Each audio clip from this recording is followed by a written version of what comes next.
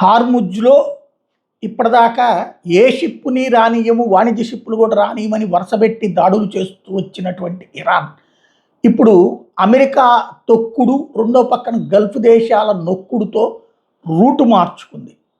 యుద్ధ నౌకల్ని మాత్రం రానియను అంటుంది. హార్ముజ్ జలసంధి మీద ఇరాన్ పెత్తనం ఇక శాశ్వతంగా ఉండేందుకు ప్రయత్నిస్తోంది.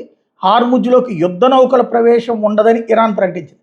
వాణిజ్య నౌకల రాకపోకల నిర్వహణ మీద ఒమన్తో మేము ఒక అవగాహన ఒప్పందానికి వచ్చామని చెప్పుకొచ్చింది. గల్ఫ్ ఆఫ్ ఒమన్ నుంచి పర్షియన్ గల్ఫ్లోకి ప్రవేశించే వాణిజ్య నౌకలు పూర్తిగా ఇరాన్ ప్రాదేశిక జలాల గుండానే ప్రయాణించాలి అని చెప్తుంది.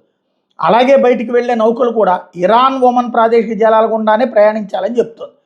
ఒమన్తో కుదిరిన ఒప్పందం ప్రకారం మీద హార్ముజ్ మీదుగా మిలిటరీ నౌకలను అనుమతి ఇవ్వబోమంది. అయితే వాళ్ళ ఇష్టం వచ్చినట్టు చేయడానికి అక్కడ అమెరికా సిద్ధంగా లేదు, నువ్వెవడు చెప్పడానికి అన్నట్టుగానే ఉంది. అక్కడ ఒమన్ వీళ్ళతో ఒప్పందం చేసుకుని మరో పక్కన అమెరికాతో కలిసి పనిచేస్తుంది. ఇరాన్ అంటే భయంతో, అమెరికా అంటే గౌరవంతో అది నడుస్తుంది అక్కడ.